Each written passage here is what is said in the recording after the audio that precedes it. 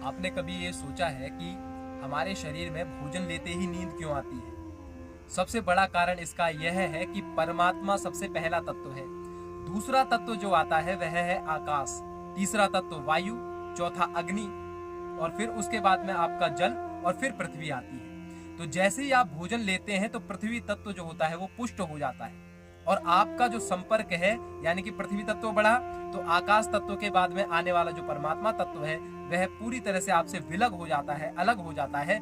इसीलिए हमारे शास्त्रों में ये कहा गया, अन्न का जो है परिणाम के साथ में परिमाण का भी ध्यान रखा जाए। तो और इसके साथ साथ में जब हम यह भोजन करने के बाद में थोड़ा सा पानी, अगर हम पानी की तरफ चलते हैं तो हमारी सुस्ती जो है वो थोड़ी सी कम होती है।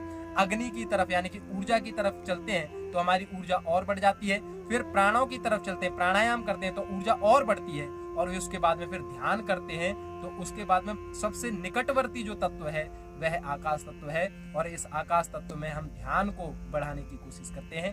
तो ये ध्यान में रखिए, ये पांचों तत्व आपके जीवन में कैसे बैलेंस हो सकते हैं इसकी चर्चा आपके सामने आगे प्रस्तुत करता रहूंगा। लेकिन एक विज्ञान पता चल गया, ज्यादा भोजन करने से नींद क्यों आती है, इसका ध्यान रखें। हरि